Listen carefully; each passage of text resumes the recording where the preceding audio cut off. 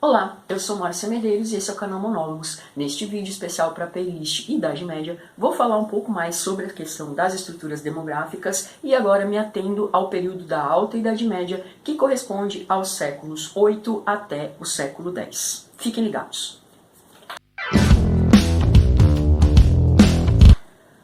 Nesse momento da história medieval que vai dos séculos 8 ao 10, a Europa Ocidental vai passar por uma relativa recuperação em termos de quantidade da população. Tá? E isso por algumas razões. Primeiro ponto, a gente tem que levar em consideração que a peste do período da Primeira Idade Média, se você não assistiu o vídeo anterior a esse, fica a dica, tá? Criou bolsões vazios de população. E isso impediu a difusão da doença, principalmente em direção ao interior da Europa. Isso propiciou uma pequena retomada demográfica na segunda metade do século VIII. Tá? Outro fato que colaborou também para esse aumento da população foi a reorganização política promovida pelo Império Carolíngio. Tá? O Império Carolíngio, herdeiro das tradições romanas, o Carlos Magno, coroado imperador, né, pela Igreja Católica, uma síntese, né, das questões do medievo, já que ele é um bárbaro, né, ele pertence à tribo dos francos, coroado imperador romano pela Igreja Católica. Então ele vai trazer aí uma certa estabilidade ao cenário político da Europa nesse momento, e com isso a gente vai ter aí uma pequena expansão populacional. Tá? Há que se levar em consideração também que o Carlos Magno, o Império Carolíngio, né, ele promove uma expansão territorial, né, que foi realizada aí sob os auspícios desse imperador, que segundo Jorge de Bie foi um imperador coroado por um manto de estrelas, e que trouxe aí para esse momento histórico uma certa tranquilidade, o que permitiu então o crescimento populacional. Há que se levar em consideração também que esse crescimento ele não foi igual em termos de tempo e espaço. Tá? Houveram regiões da Europa que continuaram vazias de população e houveram regiões em que houve um crescimento mais significativo, principalmente a região da França, que era onde o Império Carolíngio estava concentrado. Tá? Outra questão importante. A sociedade do período ela lançava a mão de alguns expedientes para o controle da natalidade. E isso servia para garantir o equilíbrio entre o contingente populacional e os recursos naturais. Tá? Entre os expedientes dos quais a população lançava a mão estão práticas contraceptivas e o aborto, que eram severamente punidos pela Igreja, e também o infanticídio, especialmente feminino. Tá? Para ter menos bocas para alimentar, não era raro que meninas recém-nascidas fossem mortas. Tá? E isso por quê? Porque a mulher, quando adulta, ela nessa sociedade é considerada um sujeito que é menos produtivo que os homens. Além disso, a gente tem que levar em consideração a questão do dote, que não é o caso das camponesas, mas que é sempre um problema, porque você tem que pensar no casamento para essas mulheres, o que você vai fazer com elas, enfim. Então não é raro que nessa sociedade já se pratique o infanticídio feminino, no sentido de tentar aí organizar um equilíbrio social. Eu não estou julgando ninguém aqui, estou apenas falando um processo histórico e um fato que acontecia e que era bastante comum. Tá? Há que se levar em consideração também que uma das questões que marca esse período histórico é o fato de que nós temos uma alta proporção de pessoas viúvas e de pessoas celibatárias. Tá? Então isso também é uma forma aí, de controle, né, do contingente populacional. Tá? O que isso significa em termos numéricos? Vamos pensar o seguinte. Existem dados que indicam que o número de crianças entre a população camponesa no período era de 2%, o que comprova que essas questões relativas ao controle da natalidade, pela forma como eles organizavam o processo, funcionava. Tá? E que faz todo sentido numa época em que você tem a cada 5 sementes plantadas, tá, a perspectiva de colher apenas 2. E dessas 2, você precisa tirar para comer, para pagar os impostos, para pagar o dízimo, né, para plantar de novo. Quer dizer, então, há um período de fome crônica aqui. né? E dentro desse contexto, perspectivas de controle da natalidade, elas são muito bem-vindas e muito bem vistas. Podem não ser bem-vindas e bem vistas pela igreja, né? Mas a igreja não precisa se preocupar com nada nesse momento por uma razão muito simples, né? Ela comanda o cenário e, diga-se de passagem, ela recebe muita coisa desses camponeses e desses senhores feudais, né?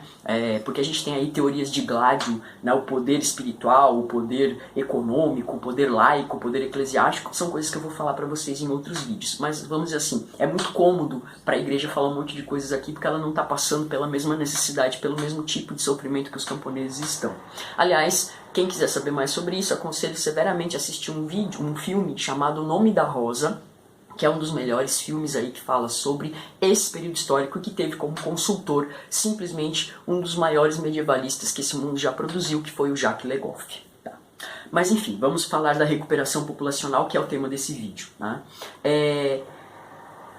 O crescimento populacional nesse momento da história, que vai aí dos séculos 8 até o 10, ele foi lento, ele foi tímido. Né? Houve um crescimento, mas ele foi tímido. Tá? E ele foi rapidamente absorvido por problemas decorrentes de dois fatores. Né? Então, assim, da mesma maneira que a gente teve o Império Carolíngio auxiliando no crescimento dessa população, porque ele promoveu, né, um período de estabilidade, lembrando que esse crescimento fica marcado ao território que hoje corresponderia mais ou menos à França, tá? Ao mesmo tempo que o Império Carolíngio permitiu esse crescimento, né, o Império Carolíngio também não durou para sempre.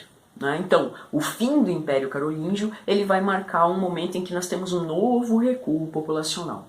Somado a isso, a gente vai ter uma segunda onda de invasões nesse momento histórico. A gente vai ter muçulmanos chegando aí, a gente vai ter os magiares e a gente vai ter os vikings. Tá? Os vikings eles se aproveitam da navegabilidade dos rios europeus para penetrar no interior do território cristão. Tá? E o impacto dessas invasões ele não foi desprezível. Tá? Nós vamos ter muitas mortes que são provocadas de forma direta ou indireta. O que é uma morte de forma direta nesse caso? Tá? É provocada pela própria onda de invasão mesmo, né? Provocada pelos invasores na sua passagem e decorrente da destruição de aldeias e campos. E a questão indireta diz respeito ao fato de que, à medida em que esses invasores vão adentrando na Europa e promovendo essa terra arrasada, né, você não tem perspectiva de cultivo, você não tem braço para cultivar a terra. Então, de novo, a gente vai cair naquele processo lá da fraqueza demográfica, como eu falei no vídeo anterior, que faz uma fraqueza de rendimentos acontecer e que, de novo, gera uma fraqueza demográfica. Tá? A gente tem que levar em consideração também aí um período de perda populacional decorrente da escravização dos europeus, né, que vão ser vendidos em regiões muito distantes. Então, o que a gente tem nesse momento dos séculos 8 até o 10? Um crescimento populacional muito tímido e desigual em tempo e espaço, e depois um declínio populacional novamente, em virtude aí do fim do Império Carolíngio, das invasões muçulmanas, magiares e vikings, e das questões relativas à escravização dos cristãos, que vão ser levados para ser vendidos como escravos em mercados muito distantes do cenário da Europa ocidental. Tá? Então isso é uma questão importante aí para vocês guardarem. Como prometido, hoje eu trago aqui mais um livro, né, que valeria a pena conhecer, tá? Escrito aí organizado, né, melhor dizendo, pelo Jacques Le Goff, Homens e Mulheres na Idade Média.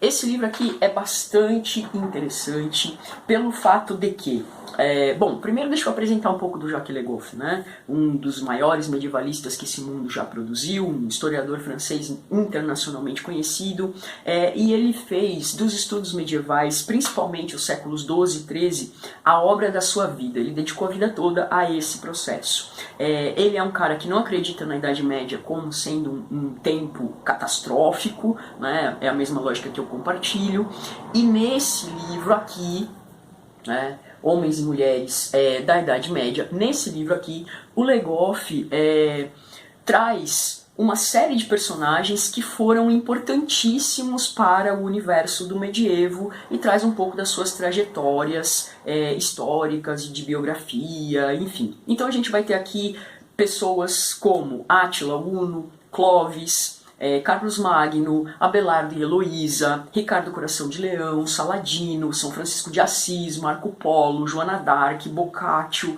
e vários outros, inclusive também personalidades fictícias, como é o caso do Rei Arthur, como é o caso da Melusina, do Robin Hood, né? E aí ele vai mostrar um pouquinho de cada um desses sujeitos, e para fazer essa obra ele convidou vários historiadores importantíssimos, historiadoras muito bacanas, para participar da elaboração desse livro. Então aqui a gente tem um grande painel sobre figuras exponenciais da Idade Média, tanto figuras históricas quanto figuras fictícias, que são também muito importantes para compreender a mentalidade do período. Essa edição que eu estou trazendo aqui para vocês e mostrando é uma edição riquíssima, contém mapas, cronologia, uma bibliografia de referência muito bacana, além de iconografias, né, imagens mesmo medievais, né, pinturas, então reproduções bem interessantes. Aqui eu vou mostrar uma como exemplo, olha só. Tá? Então, para vocês terem uma dimensão da obra. Quero também dizer que esse livro para mim foi um achado. Eu encontrei ele aqui no Mato Grosso do Sul, em Campo Grande, e foi um livro que inspirou a Idade Média narrada por um vampiro, volume 1. Né? Então eu tenho por esse livro aqui um grande carinho e deixo ele como dica para quem quiser conhecer um pouco sobre as figuras ilustres da Idade Média. Espero que vocês tenham gostado desse vídeo, espero que vocês estejam curtindo essa série, essa playlist. Eu particularmente estou curtindo bastante porque eu estou voltando aqui a uma tradição que eu gosto muito. E no próximo vídeo a gente vai falar um pouco sobre a demografia do período da Idade Média Central. Um forte abraço e até a próxima!